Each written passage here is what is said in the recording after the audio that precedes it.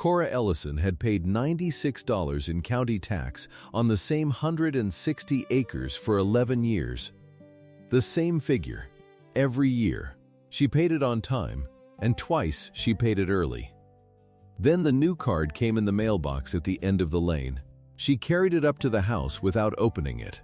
She set it on the kitchen table, and when she did open it, she saw that the old number had been rubbed down to a gray smudge, the kind a pencil eraser leaves when a man is in a hurry. And written over that smudge, in a fresh sharp pencil, was a new figure. $288. She did not cry. She was not a crying woman, and this was not the year for it. She held the card up to the lamp, close, the way you'd hold a letter you didn't trust, and she watched the erasure catch the light. You could see it there, a little valley worn into the paper where a true number used to live. 3 days later, she stood at the courthouse counter in Harlan Crossing with 4 people waiting behind her, and the assessor, Delbert Crane, looked at that same card and did not blink. "A widow can't work 160 acres, Cora," he said. Said it plain, said it loud enough that the 4 people behind her went quiet. "The county's only helping you let it go." And the clerk at the end of the counter opened a book and dipped his pen and wrote her name in it. So the next morning I drove to town and asked the one man in Weller County who was allowed to pull every farm's books off the shelf. I won't tell you yet what he found. Not yet.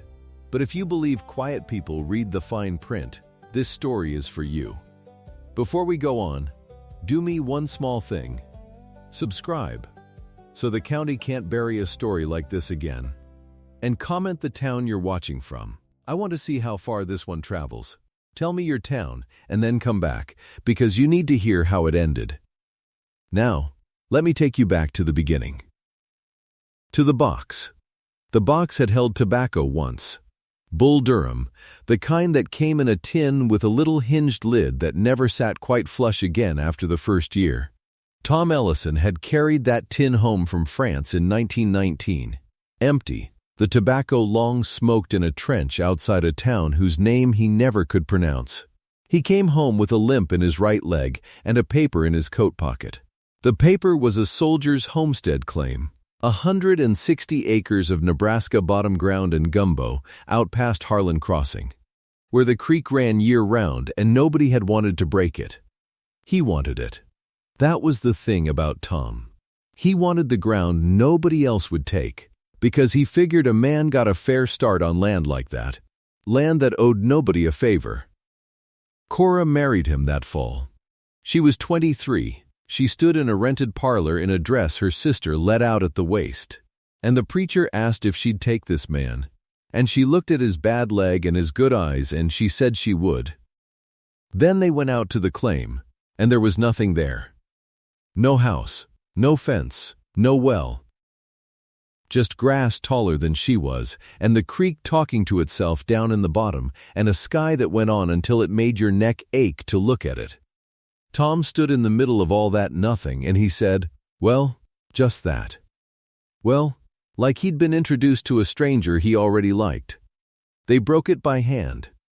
You have to understand what that means, because the words go by too easy. Broke it by hand. That means Tom walked behind a plow behind a horse, and the sod came up in long black ribbons that had never once in 10,000 years seen the bottom of the sun. It means Cora walked the turned rows and picked the rocks, bent double, a bushel basket on her hip, and when the basket was full she carried it to the edge and dumped it and went back for more. It means blisters that broke and healed into calluses, and calluses that split in the cold. It means 31 years. 31 years, that quarter section and the 3 around it. A soddy first, then a frame house when the wheat paid, then a real barn. A windbreak of cottonwoods that Tom planted as switches and lived to sit under in the shade. Children that came, and one that stayed and grew and went off to Omaha to sell insurance and send letters.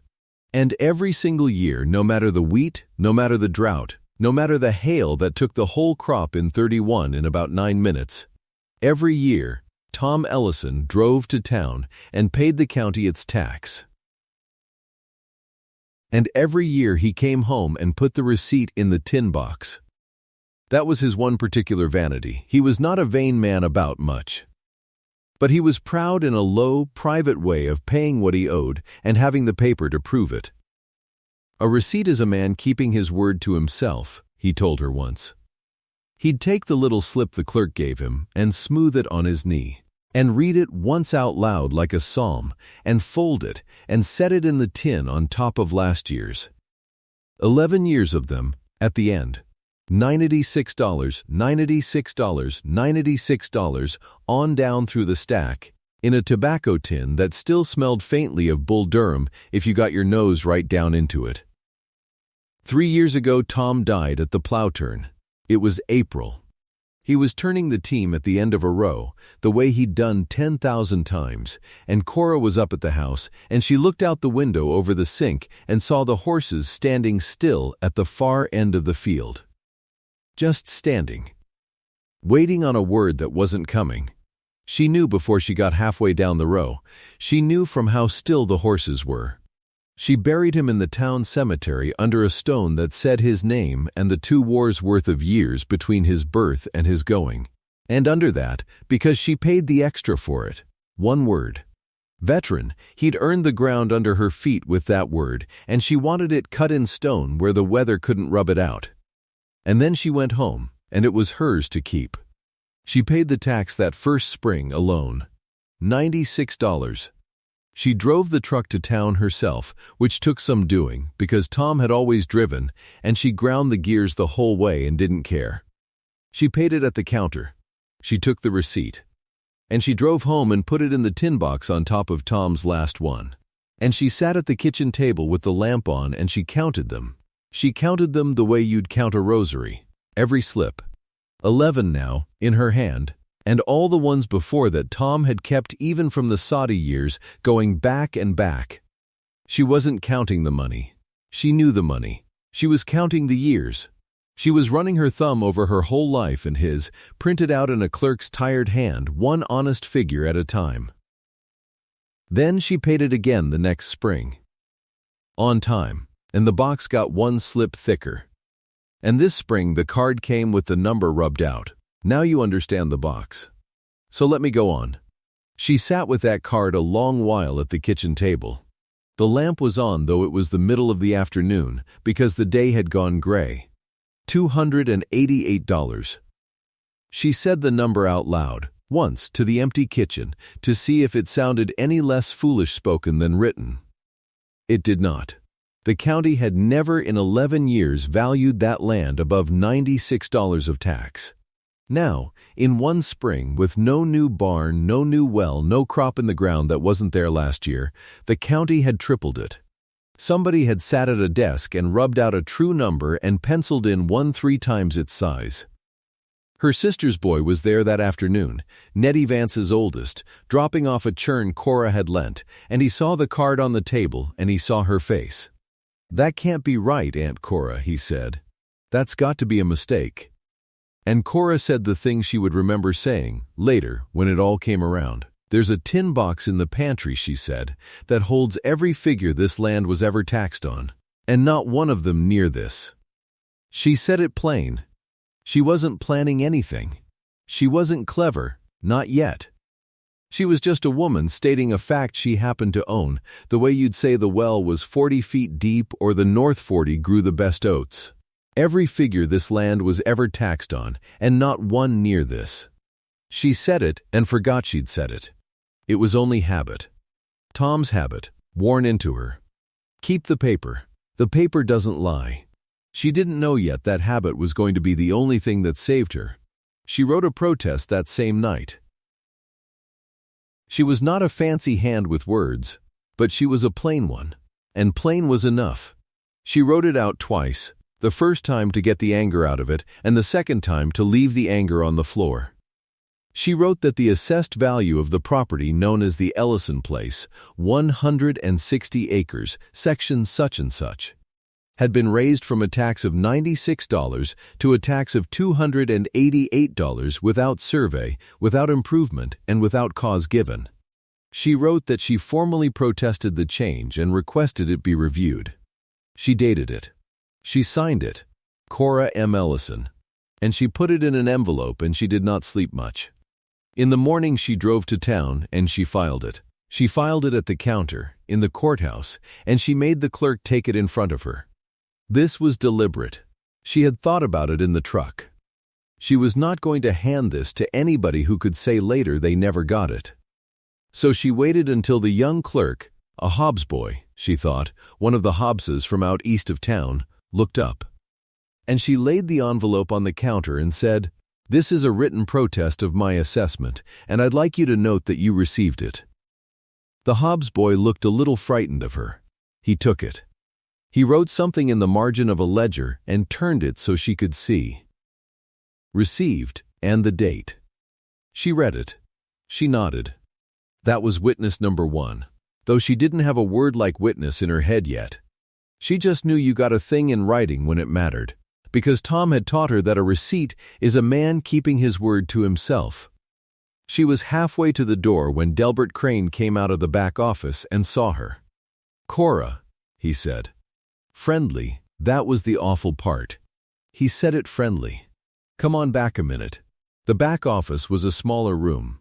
Warmer, closer, a coal stove ticking in the corner, and a window that looked out on the alley instead of the square. He shut the door. He didn't sit, and he didn't offer her the chair, so they stood. "I saw you filed something," he said. "I did." "Cora, I'm going to save you the trouble." He had a way of tipping his head when he was being kind to you, and he tipped it now. That protest isn't going to go anywhere. The valuation's the valuation. It got reviewed, and it stands. Reviewed by who? By the office. By me. He smiled. "You know how it is. Land values move. That creek bottom of yours is worth more than the county's been giving you credit for, all these years.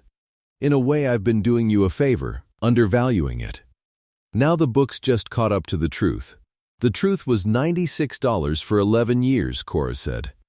"Nothing about that land changed this winter, Delbert, I'd have noticed. I live on it."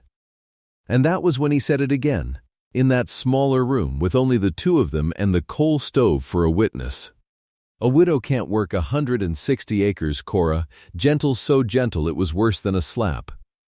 There's no shame in it. Nobody's saying you didn't try.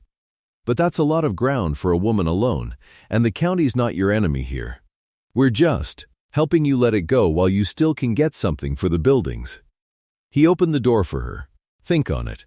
Don't spend money fighting a number that's only going to stand." She walked out through the counter room. The Hobbs boy wouldn't look at her. And as she came out onto the courthouse steps into the flat gray light, a man was coming up them. She stepped aside to let him by, the way you do. He tipped his hat to her, the way you do. A town-dressed man. A traveling kind of man. Good coat. A leather folder under his arm. He went in the door she'd just come out of, and through the glass she watched him go straight back, not to the counter, past the counter, to the small warm office, where Delbert Crane opened the door to him before he even knocked. She didn't know his name yet. That was Marcus Teal, and the leather folder under his arm had the Ardith Land and Cattle Company stamped inside it, and he had come a long way to buy something that wasn't for sale. But Cora didn't know any of that. She only knew that a stranger in a good coat had gone into the same warm room where a man had just told her, twice, to let her husband's land go. And something in her, some deep, slow farm sense that reads weather off a change in the wind, told her those two things were the same thing. She drove home. She did not spend money fighting the number. But she did not think on letting it go either, she thought on the box. The days that followed were quiet, and it was the wrong kind of quiet. She kept expecting an answer to her protest. A letter. A postcard. Some slip of paper that said the county had looked again. Tom would have said, "Give a thing time to work." So she gave it time. She put in the garden. She turned the milk cows out on the new grass. She walked the creek in the evenings when the light went long and gold across the bottom, and the water was up and loud with spring, and she thought, this is what he broke by hand. This is the thing they're calling worth 3 times what it was. And it came to her. Out there by the water one evening, watching it run clear and steady over the gravel while every other creek in the county was already going low, it came to her that the water was the answer. Her creek ran year-round. Most didn't. In a dry country, in a dry decade, a quarter section with live water on it in August wasn't worth 3 times an ordinary farm. It was worth 10 times. It was worth whatever a man with cattle and no water would pay to not watch his herd die in a dry lot. She didn't have the whole shape of it. But she had the water. She stood there, and she understood that somebody, somewhere, wanted her water, and the number on the card was how they meant to get it. 40-some days went by like that. Then it was a Saturday. And Saturday in Harlan Crossing meant the square was full. She'd come to town for flour and coffee and thread. Nothing to do with any of it. And she'd parked the truck and gone into the mercantile, and when she came out with her arms full, she saw a knot of people over by the courthouse. Over by the board. There was a board on the courthouse wall, out front under the overhang, where the county nailed up its notices. Sheriff's sales. Estate notices. The little printed sheets that meant somebody's private trouble had become public record. She almost didn't go look. She had her flour. She had her thread. But there was a way the people were standing. A way they were reading, and then not reading, and glancing back toward the mercantile where she stood. A way a crowd stands when it's looking at a thing it doesn't want to be caught looking at. She set her packages in the truck and she walked over. They made room for her. That was the first thing. They made room. Quiet. The way water makes room for a stone. And she walked up to the board and she found her name on it.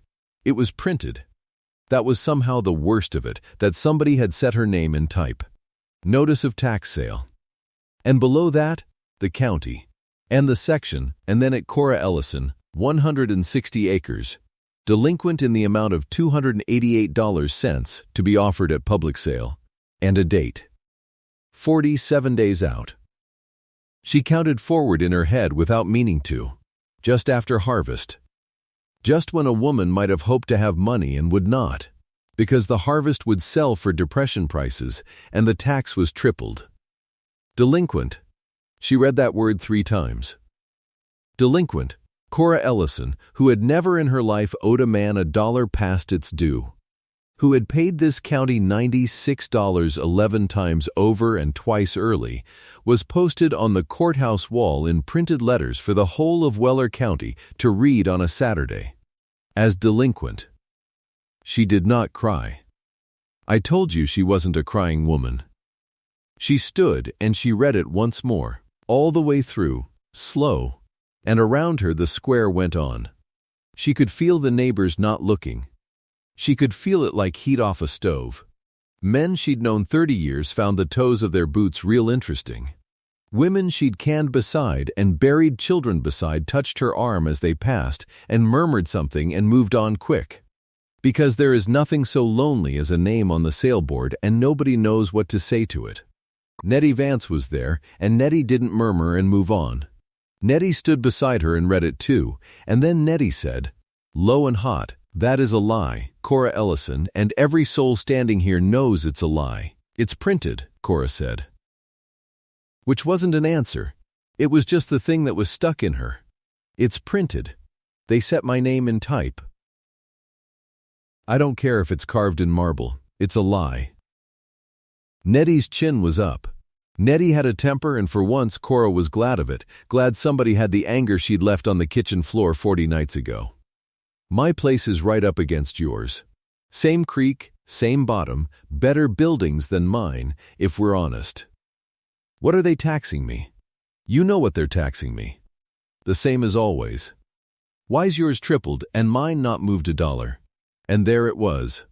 Nettie said it right there on the courthouse walk without knowing what she'd said. Same creek, same bottom. Yours tripled and mine not moved $1. Cora turned and looked at her. Say that again, Cora said. I said it's a lie, no the other, about your tax. Nettie blinked. It's the same as always. $60-some. It ain't moved since Harold passed. God knows I've watched it close enough. $60-some. On the same creek. On the same bottom land, right up against hers, fence line to fence line. And Cora's was tripled to 288 and posted for sale, and Nettie's hadn't moved a dollar. Something turned over in Cora then, slow and cold and clear, like the creek turning over a stone. It was not just her. Or rather, it was only her. That was the point. Out of all that bottom land, all those neighbors on the same water, they'd raised one number. Hers, the widow's. The one they figured couldn't work it and wouldn't fight and didn't have a man to drive to town and pound the counter. They'd figured wrong on the last part. She didn't have a man. But she had his box. She drove home in a state I don't have a gentle word for. Not crying, past crying. She drove home and she did the chores because the cows don't care about the courthouse board, and then she washed her hands and she went into the pantry and she took down the tin. She sat at the kitchen table and lit the lamp and she counted the receipts one more time. 11 of them in her own recent years, and Tom stacked below that, going back and down through the soddy years, every honest figure this land had ever owed. 96. 96. 96. On down. Not one of them near 288. Not one of them near half of it. And she thought, this is a record. This is 11 years of the county's own word, in the county's own hand, on the county's own slips. They can print my name on the wall. But I've got their word in a tobacco tin, and their word is $96. But a record only speaks if somebody reads it out. She knew that much. She'd stood in that warm little office and shown Delbert Crane the whole truth just by standing there being a woman who'd paid on time for 11 years, and it hadn't moved him a hair. He didn't care what was true. He cared what was written in his book, and his book was the one that mattered, because his was the one the sale would run on. She needed somebody who could open his book. Not her slips.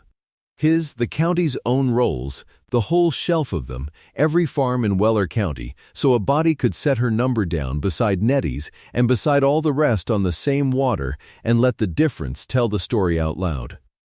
She didn't know if such a person existed. She sat there past midnight turning it over. And somewhere in the small hours she remembered a name. There was an office in town she'd never had cause to go into. The county extension office. The agent's office. The man who came around about seed corn and hog cholera and how to terrace a hillside against the wind. A younger fellow, been there a few years. Shaw, Emmett Shaw.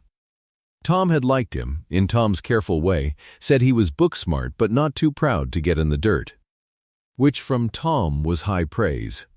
And it seemed to Cora, sitting there with the lamp burning down, that a man whose whole job was the county's numbers and the county's ground might be a man who was allowed to pull the books off the shelf.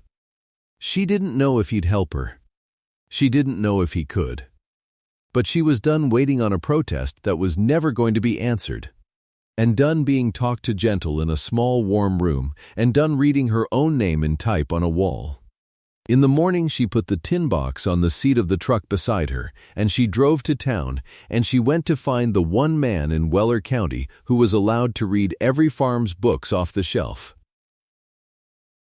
The extension office was upstairs over the feed store, up a set of outside wooden stairs that shook a little under her. The door had a pebbled glass window with the county seal painted on it and the words Weller County Agricultural Extension. She stood on the little landing a moment with the box under her arm, and she almost turned around. She was a proud woman, and pride had kept her from asking a soul for help through 3 years alone, and here she was about to lay her whole trouble in front of a stranger. But she thought of the board. She thought of the word delinquent set in type. And she opened the door. Emmett Shaw was at a desk behind a rail, a young old man of maybe 38 with his sleeves rolled and ink on his fingers and reading glasses shoved up on his forehead. Every flat surface in the room had paper on it, bulletins, soil charts, a map of the county stuck full of colored pins. He looked up and half rose the way a raised right man does when a woman comes in. "Mrs. Ellison," he said. He knew her. "Small county. What can I do for you?" She'd meant to lead up to it. She found she couldn't. She walked to the rail and she set the tin box down on it, that old Bull Durham tin with the lid that never sat flush, and she said, "Mr. Shaw, my husband kept every tax receipt on our place for 31 years. And they're all in this box, and not one of them is over $96. And the county's tripled me to 288 and posted my farm for sale. And I want somebody who can read the county's own books to tell me why mine went up and my neighbors, right across the fence on the same creek, didn't move a dollar. It came out flatter and harder than she meant." She heard herself and thought, that's no way to ask a favor. But she'd said it now. Shaw looked at her. Then he looked at the box. Then, being the man he was, he did the thing that would have made Tom like him. He didn't say there. He didn't say the county wouldn't do that. He got procedural, because procedure was his religion, and he said, "Careful, Mrs. Ellison, I have to tell you honest, assessments aren't really my office. That's the assessor. I do agriculture, soils, yields, extension work. The roles are Delbert Crane's." "But can you read them?" Cora said. "The books. Are you allowed?" A little pause. She watched him not want to answer it, because the true answer was going to draw him into something, and he was a man who liked his desk and his pins and his afternoon quiet. "They're public record," he said slowly. "The assessment rolls. Technically anyone can look at them, though nobody ever does. I can pull them, yes, I've got standing to for my own work. But Mrs. Ellison, I'd be careful about. Delbert's the elected assessor. If there's a dispute, there's a process. There's the Board of Equalization. You'd want to." "I filed a protest," she said. "In writing. At the counter, with the Hobbs boy for witness. 6 weeks ago." Nobody answered it. "And then they printed my name on the wall." That reached him a little. She saw it.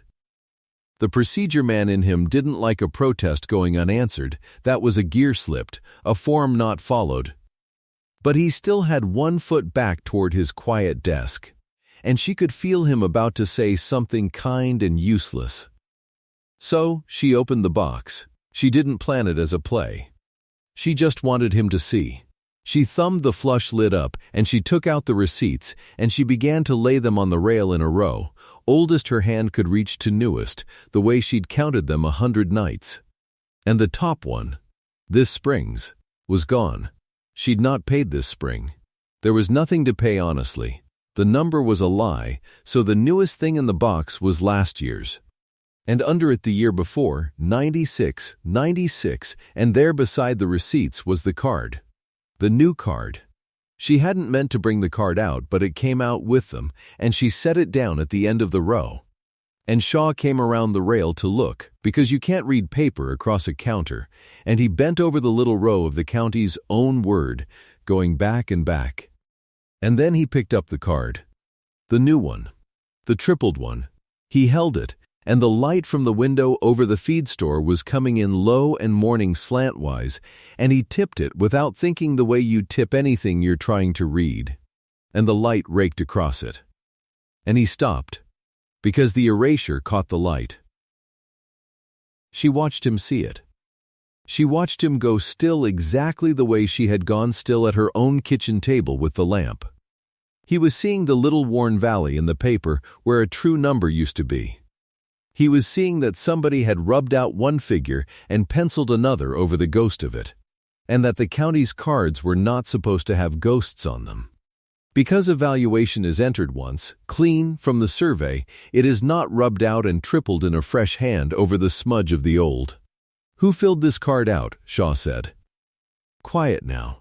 All the go back to my desk gone out of his voice. "It came in the mail like that. This figure's been changed." He wasn't asking her anymore. He was telling the card. He turned it to the window and tipped it again, and the ghost of 96 sat there under the 288, plain as a watermark now that you knew to look. Somebody erased the assessed value on a filed card and wrote over it. That's... He stopped himself. Procedure man. He wasn't going to say the word in front of her. Not yet. Not without the books to back it. But she saw the word cross his face anyway, the way you see a cloud cross a field. He set the card down very gently, like it had gotten heavier.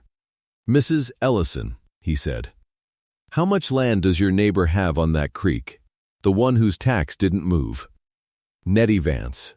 80 acres, the far side of the water from me. Same bottom. Better house. And you know for a fact her assessments held steady. She's watched it close since her Herald passed, same as I watched mine. 60-some dollars, she says. Not moved a dollar in years." Shaw stood there over the row of receipts a long moment. Out the window a wagon went by, and somebody called to somebody down on the street, ordinary Monday sounds. And Cora watched a quiet man come to the edge of a thing he'd spent his whole careful life staying back from, and she watched him decide. "There's a clause," Shaw said finally, "in the state statute. On assessment." He said it slow, feeling for the plain words, the way he must have learned to say things to farmers who hadn't read the book. "The law says like property has to be valued alike. Uniform, they call it. 2 farms of the same kind, same quality of ground, same use, the county has to assess them at the same rate per acre. It can't pick one and raise it and leave its neighbor be. That's not a favor the county does or doesn't do. That's the law. Uniformity." He looked at the card, then at her. "If your creek bottom's carrying a value per acre that misses, Vance's identical bottom isn't carrying, and it's the same land, same water, then somebody's broken that clause. And it's on this card, in an erasure, in pencil." "Can you prove it?" Cora said. "Not from one card in one neighbor's memory." He was already moving, though. He was already reaching for his coat off the hook, procedure man turning into something else right there in front of her. "I'd have to pull the rolls. The whole book for that township. Set your parcels per acre down beside every other farm on that water, and see if the numbers lie flat or if yours is sticking up." He shrugged the coat on. "If it's what I think it is, it'll be on the page in black and white. Numbers can't help telling on themselves once you line them up. That's the one honest thing about them." Cora began to gather the receipts back into the tin, slip by slip, her hands steady now for the first time in 47 days. "Then that's what I want," she said. "I don't want to beg the board. I don't want to stand in that warm little room and be told again what a widow can't do." She fit the flush lid down. "I want to file for a hearing. In writing. Before the Board of Equalization, the way you said.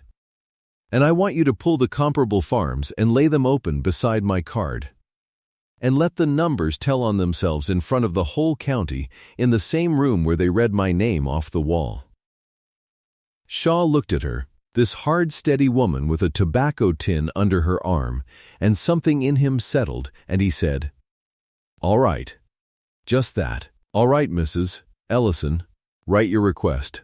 I'll walk it to the clerk myself so it doesn't get lost this time. And I'll start pulling the books tonight, after the office closes, when Delbert's gone home." She stopped at the door. "There's a man," she said, "town-dressed. Good coat, leather folder. I saw him go into Crane's office the same day Crane told me to let the land go. I don't know his name. But he wants my water. I'd stake the farm he wants my water, except they've already staked the farm, haven't they?" Shaw went still by the coat hook. "What did he look like?" he said. "This man." And Cora told him, and she watched Emmett Shaw's face change one more time, because it turned out the quiet county agent did know a name to hang on a good coat and a leather folder, and it was not a name he'd expected to hear from a widow's mouth on a Monday morning. And it changed everything about how much trouble the two of them had just agreed to walk into. The name was Marcus Teal. Shaw said it low, like a man testing a floorboard before he put his weight on it. He said it once, and then he didn't say anything for a while. Cora waited by the door with the tin box under her arm. "You know him," she said. "I know the company behind him." Shaw came away from the coat hook. He moved slow, the way a careful man moves when his mind is running fast underneath. Ardith land and cattle. They came through here in the spring, buying options on creek ground. Not the land, mind you. The water rights first, the land after. They offered on the Hendricks place. They offered on Old Man Pruitt's. Both of them dry weather farms with one thing in common. He looked at her. A year-round creek. Like mine. Like yours.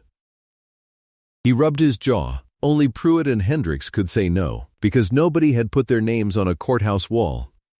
She understood him then. She felt it settle in her chest, cold and plain. So they couldn't buy me, she said. So they're going to take me at a sale, cheap, for the back tax and the costs. And the man in the good coat is the one who'll be standing there to bid. That's what it looks like. Shaw picked his hat up off the desk and set it down again, a thing to do with his hands. I don't have proof of any of that, Mrs. Ellison. What I've got is a card that was erased and a number that doesn't match. That's all I can carry into a hearing. A man's suspicions won't void a tax. But the books might. Then get the books. I mean to. He walked her to the door. Go home. Don't talk this around town. Not to Nettie, not to the church, not to anybody. If Crane hears the county agent's been in the record room after dark, he'll find a reason to close it to me. Let him stay comfortable. A comfortable man doesn't hide things well. She went home. She did as he asked. That was the hardest part, and she'd only just begun it. She drove the fence lines the next morning with Tom's folding ruler in her coat pocket. It was a foolish thing, maybe a widow pacing off her own dirt, but she wanted to see it with her own 2 feet before anybody said it for her in a room. She walked the line where her quarter met Nettie Vance's 80. Same bottom. Same Black Creek soil that Tom used to say would grow a fence post if you watered it. Same water sliding through both places, quiet and cold. In a year the rest of the county had cracked open like a dropped plate. Nettie's tax hadn't moved $1 in 11 years. Cora's had tripled in one spring. She knelt at the creek bank where the 2 farms shared the water. She put her hand in it. It was July and it was running. And there wasn't another creek in 40 miles doing the same. Tom had known what he was breaking when he broke this quarter. He'd come home from France with a limp and a paper that said the government owed a soldier a piece of the country he'd bled for. And he'd walked this ground and put his boot in this creek and said, right here. She was 54 years old, and she still remembered the sound of him saying it. She stood up and dried her hand on her apron and drove home and told nobody anything. Emmett Shaw spent that night in the record room. He waited until Delbert Crane's Ford pulled out of the courthouse lot and turned for home. He waited another half hour past that. Then he let himself in the side door with the key the county gave every agent.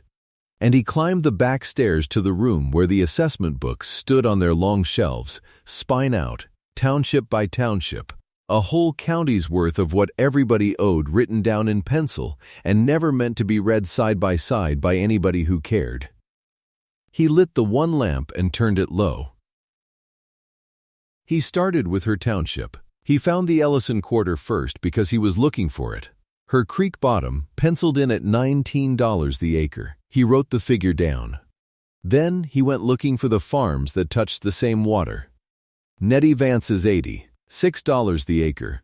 The old Pruitt bottom, downstream, better drained than Cora's if anything. $6.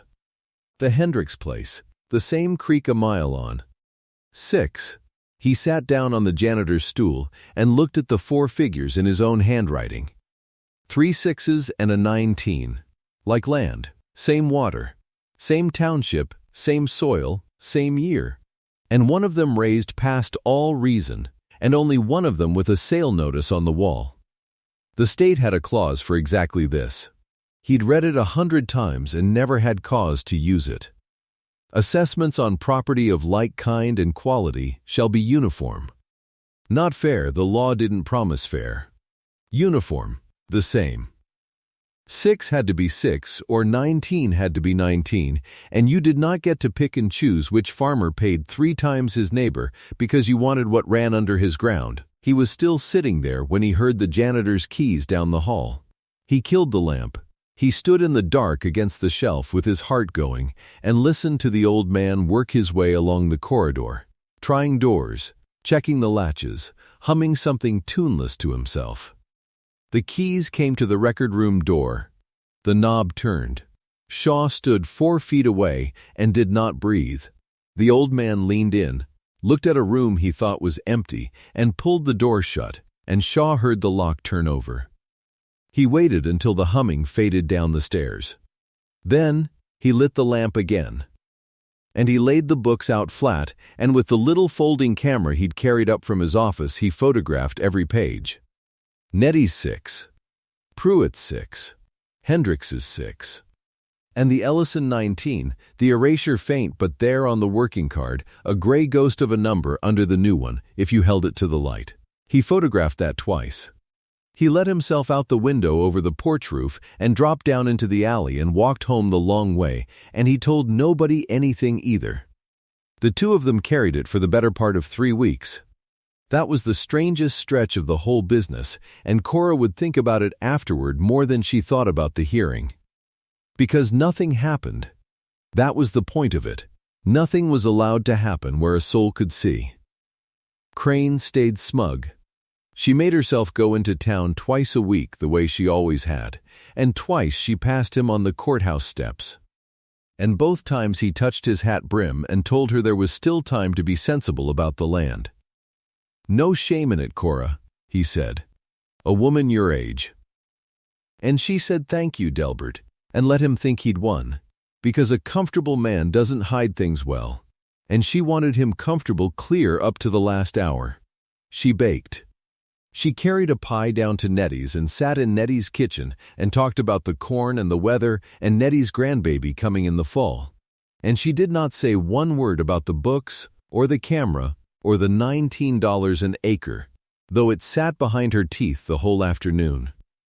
She carried a pie to the Hendrix place. She said nothing there either. She smiled at people who had read her name off a wall and looked away from her, and she kept the secret because Emmett Shaw had asked her to, and because the secret was the only weapon a widow had, and you did not fire it early. Shaw traced the rest of the pattern in those weeks. He went back into the books one more careful night and ran every parcel in 3 townships. And it was clean and it was ugly, the way he'd feared. Every farm the assessor had raised touched year-round water. Not one dry farm in the county had moved. And of all the water parcels, only Cora Ellison's had a sale notice, because only Cora Ellison had answered a raise with a written protest instead of a signature on a bill of sale, and that had made her the one they had to force. He understood the whole shape of it then. Teal's company didn't need to buy a county, it needed to buy one man in it. Raise the water farms till the widows and the old men couldn't pay, force the one who wouldn't fold to a sale, bid it in for the back tax, and let the assessor keep his small throne and his quiet cut. Nobody robbed anybody. It was all in the book. That was the beauty of it, from where they sat. It was all written down legal, in pencil, on the public shelf, where they were certain no farmer would ever think to look, and no clerk would ever think to add it up. They'd been right about that for a long time. They'd been right until a quiet county agent held a card to a lamp.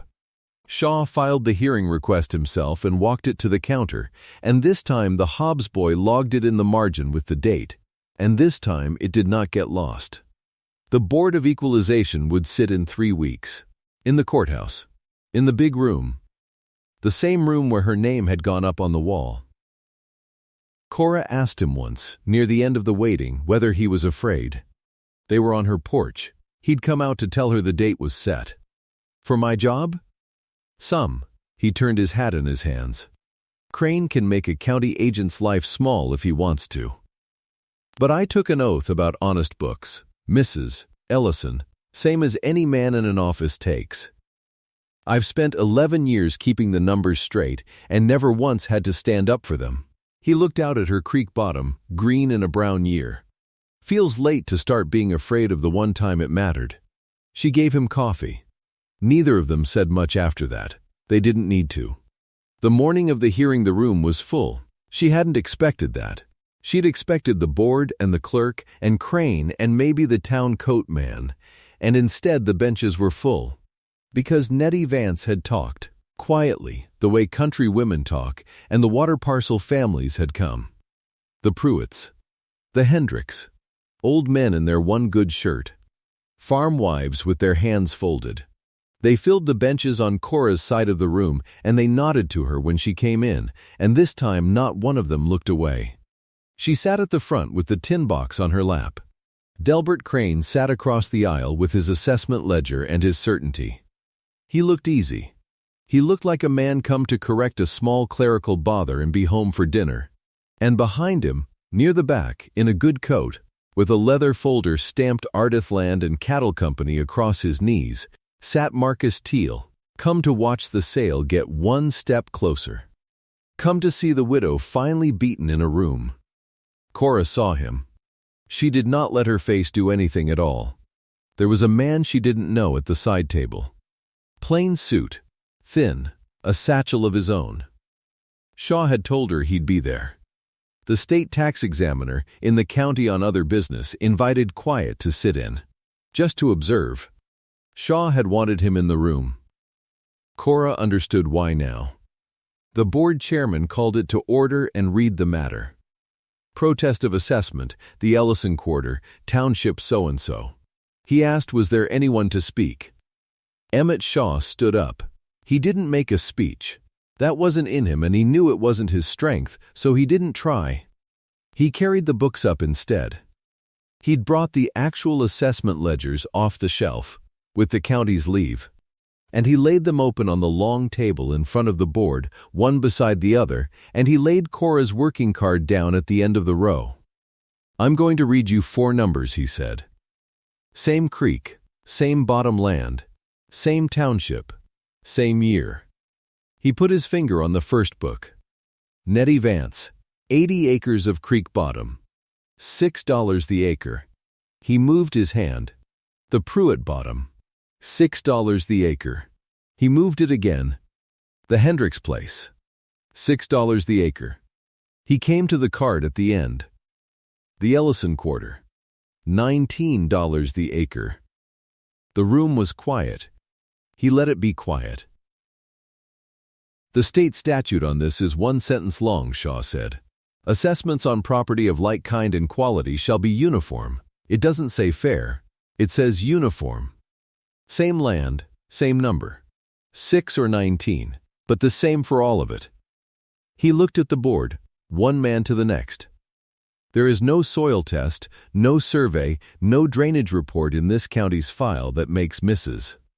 Ellison's ground worth 3 times her neighbor's. I've looked, there isn't one, there's just the number. Raised in one spring, after 11 years flat, on the one farm in the township that answered with a protest instead of a sale." The chairman leaned forward and looked at the card. "This figure's been changed," he said. "Yes, sir, it has." Shaw picked the card up and turned it to the window light and held it the way Cora had held it in her own kitchen a month ago, and the gray ghost of the old number swam up under the new one for the whole board to see. $96, erased, 288 penciled over the top of the erasure. Not entered clean on a fresh line, the way the procedure requires. Rubbed out and written over. By a hand that had the eraser and the book both. Every eye in the room went slow to Delbert Crane. Crane got up. He was still easy, or working hard to look it. "A mistake in the book," he said, and he said it to the board and not to the room. "Gentlemen, you know how it is. A busy office. A figure gets set down, then corrected. The creek ground's worth more. Anybody can see that. In a dry year water's worth something. So the valuation was brought up to reflect the true value. That's the assessor's job. It's not fraud to do your job. Then you raise the others," Shaw said. Crane stopped. "If the water made the Ellison ground worth 19, Shaw said, it made the Vance ground worth 19. Same creek. You'd have raised Nettie Vance too. You'd have raised Pruitt and Hendricks. Same water, same rule. But you left them at 6. He set the card down. You didn't raise the ground that had water, Mr. Crane. You raised the ground you needed sold." That was when Cora stood up. She hadn't planned exactly when. She just knew it was hers to do now, and she did it. She lifted the tin box off her lap and she walked it up to the long table and she set it down among the ledgers with a small flat sound, the sound a tobacco tin makes on oak, and she opened the lid. "My husband kept every honest figure this land ever owed," she said. Her voice didn't shake. She'd wondered if it would. It didn't. 31 years of receipts, in this box, in his hand and then in mine. $96 paid on time every year, twice by me alone since I buried him. She looked at Crane, and she was not unkind about it, which was somehow worse. It only took one dishonest one to prove the rest. That's all. One number that told on itself the minute somebody laid it beside its neighbors. Crane's certainty cracked. You could see it go. It went out of his shoulders first and then out of his face, and he sat down, not because anyone told him to, but because his legs had quit being sure of the room. The board didn't take long. They didn't need long. The chairman conferred left and right, low, and then he straightened, and he said it plain, for the record. In the same room where the clerk had once written her name in the delinquent book. The board finds the Ellison assessment non-uniform on its face and improperly altered. The $288 valuation is voided. The assessment is restored to $96. He looked at the clerk. Strike the parcel from the tax sale. Note it's struck. Somebody on the benches let out a breath that was almost a sob. Nettie Vance it was. Cora didn't turn around, but she knew the sound of her. That would have been enough. If the story were only about a widow's $96, that would have been the end of it. And it would have been a good end. But there was a thin man at the side table with a satchel. And he stood up now, unhurried. And he asked the chairman's leave to speak, and the chairman gave it because you don't refuse the state. "I came up on other business," the examiner said. "I've heard enough of this one to make it mine." He looked at Crane, and there was nothing personal in it at all, which is the coldest way a man can be looked at. "Mr. Crane, you've said twice now that raising the creek valuations would have been correct. I'm going to hold you to that. Because it means you knew the rule. And you applied it to one farm and withheld it from the rest. That's not a mistake in a book. A mistake is the same wrong figure everywhere. This is a right figure in one place and a wrong one exactly where a sale was pending." He picked up his satchel. "I'll be pulling every water-touching parcel you assessed in this county. All 3 townships. Any that were raised, and any that weren't. And I'll want to know the difference in your own words. As of this morning, that's an open inquiry. You'll want to secure your records and touch nothing." "You can't," Crane started. "I can," the examiner said, flat, and that was the whole of the correction. And it landed harder than shouting. At the back of the room, the good coat stood up. Marcus Teal had heard enough too, and what he'd heard was the sound of a clean thing turning dirty around him. He gathered his leather folder under his arm, and he moved for the door without any hurry that would look like hurry, a man remembering an appointment. But the examiner's eyes followed him, and so did Shaw's, and so, at the last, did Cora's. "That gentleman," Shaw said, not loud, "represents the party that offered on the Pruitt and Hendricks water this spring. And that would have bid on the Ellison quarter at the sale that just got struck." He said it to the room, but he said it for the record, for the thin man with the satchel. You might want his name in your book too. Teal stopped at the door. He turned around, and he was smooth. You had to give him that. "My company has an interest in agricultural land across the state," he said. "Lawfully, wherever it comes available. We had no arrangement with this office. If Mr. Crane's books are irregular, that's the county's affair, not Ardith's." And he tipped his hat to the board, and he walked out. And by the next week his company had wired the county a letter, putting daylight between itself and Delbert Crane, disowning any arrangement, expressing its full confidence in the honest administration of Weller County, and taking its money 2 counties over to buy land the slow legal way, from men who could say no. It cost them nothing to drop him. That was the thing about a man like Crane. He was cheap to buy and cheaper to leave lying. Cora put the receipts back in the tin, slip by slip, and closed the lid and picked it up off the table. The hearing was over. Her name was off the wall. And across the aisle, a man who had told her a widow couldn't work 160 acres sat in a room getting smaller around him and did not look at her, and could not have met her eyes if he'd tried. The neighbors walked her out. That was the warm part, the part she kept. The Pruitts and the Hendricks and old men she'd known 30 years filing out into the sun around her, and Nettie Vance taking her arm on the courthouse steps, the same steps, and not one of them looking away this time. Nettie didn't say anything clever. She just held Cora's arm and said, $6, like it was a hymn, and Cora laughed out loud for the first time in 40-some days. Crane came to her porch 3 weeks after that, before the inquiry finished. Quiet now, hat in his hands, no throne under him anymore. She was shelling peas. She didn't get up. He stood at the bottom of the steps and worked around to it the way a coward works around to a thing. The weather, the corn, and then, at last, the ask. Would she consider writing something? Just a line.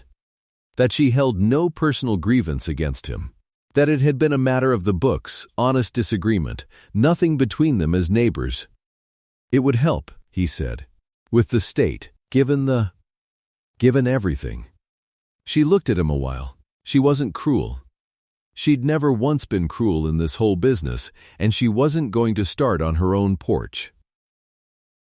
I'll write exactly what's true, Delbert, she said. I'll write that you erased $96 and penciled $288 over the top of it, and left my neighbor's $6 alone, and put my name on a wall to sell my water to a man in a good coat. She went back to her peas. That's the same thing that ruined you. The truth. I don't have another kind to give you. He stood there a moment more, as if there were something else, and there wasn't.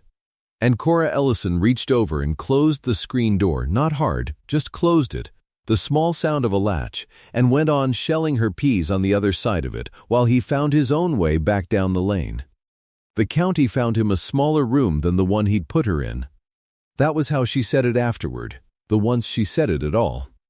Removed from office by fall, under indictment by winter, the state examiner's inquiry turning up the Pruitt raise and the Hendricks raise, and a pattern that even a country jury could add up. He never went to a sale. He went to a courtroom, and then to a room with a lock on the outside of the door, and Cora did not go to watch. Because she'd already seen him small once, on her steps, and once was enough for a Christian woman. Spring came around again the way it does whether you've earned it or not. The creek ran high that April, high and cold and loud in the night. The best water in the county in a decade, running right through the middle of 160 acres that stood, clear and paid. In the name of Tom Ellison, Great War veteran, homesteader, 3 years dead and still holding his ground. The bottom quarter came up green early. Cora stood on the porch in the mornings with her coffee going cold in her hand and looked at it, and some mornings she cried a little. And it wasn't grief. Or it wasn't only grief. It was the other thing. It was being right, and living to see it. The tin box sat on the windowsill now. She'd taken the receipts out and put them in the bureau where they belonged, the record of an honest debt honestly paid, 31 years of it. And she'd filled the box with seed packets instead. Beans and squash and Tom's favorite tomatoes, the little envelopes rattling dry inside a tin that used to hold his tobacco and then held his receipts and now held next year's garden. The wound turned back into growing. She hadn't planned that either. It had just seemed like the right thing to keep in a box that had carried the family this far. Emmett Shaw came up the lane on a Sunday in May with an envelope in his hand. She saw him from the porch and put the coffee down. He walked up slow, the way he did everything, and he came up the steps and he handed her the envelope without much ceremony, and inside it was the corrected assessment card. Clean, entered on a fresh line in an honest hand. The Ellison quarter. $96. The way it had read for 11 years and would read again for as long as she farmed it. She looked at it a long time. You want pie, she said. It wasn't a question. She'd made it that morning knowing, somehow, the way you know. "I could be talked into pie," Shaw said. They sat on the porch. The creek ran below them, loud and full. He didn't say much, and she didn't either, and it wasn't the hard silence of that terrible summer, the secret carrying silence. It was the other kind. The kind two people fall into when the trouble's over and the coffee's hot, and there's nothing left that needs saying out loud. Nobody spoke a word about anything but the weather and the corn and how high the water was running. Nobody had to. It was all there anyway, in the quiet, warm as the pie. She thought, once, watching him eat, that Tom would have liked this man. The thought came and went, and she let it. She didn't need to say that out loud either.